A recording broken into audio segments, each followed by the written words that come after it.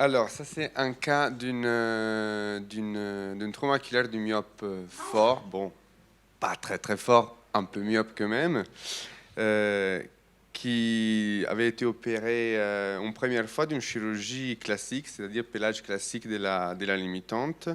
Je dis classique parce que depuis quelques années, moi aussi, je me suis orienté plutôt à la chirurgie avec flap des limitantes, l'inverted flap, c'est-à-dire on pèle tout autour du trou maculaire, on laisse les bords et on les rabat par-dessus parce que je trouve que ça a des résultats beaucoup meilleurs. Bon, ces gars-là, ça n'a pas été fait comme ça a été fait un pélage classique.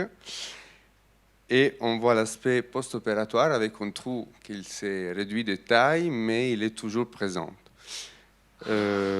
Et du coup, quoi faire dans les trous maculaires réfractaires? Bah, ça, c'est ce que je vous présente, c'est une idée. Toujours les chandeliers bien aimés. Le montage ça a été fait par un interne, du coup, on voit tous les effets spéciaux, donc coloration, etc. On prépare un petit lambeau délimitante qu'on va à prendre du coup dans la zone où il reste la limitante. Et avec la deuxième main, on injecte la décaline pour stabiliser. On va du coup laisser notre flap au niveau du trou maculaire. On va à mettre encore un peu plus de décaline pour avoir une bulle un peu plus grosse. On le positionne et après on fait l'échange en faisant attention de bien aspirer tout l'eau avant de faire l'échange décaline-air pour ne pas faire partir notre flap. Et voilà, voilà.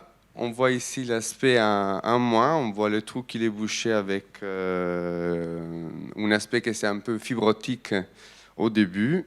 Mais qu'est-ce que ça nous a surpris? C'est l'évolution. En fait, à 6 mois, la patiente voyait 5 dixièmes.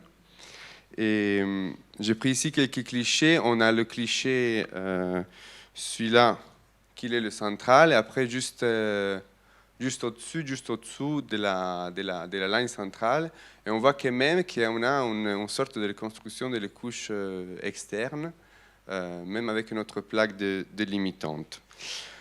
Il y a très très peu de travaux sur ça que j'ai trouvé en littérature, très très peu de travaux, soit avec la décaline, soit avec le viscoélastique. Mais bah, évidemment, les travaux publiés, ils disent que c'est pas mal comme technique. Voilà.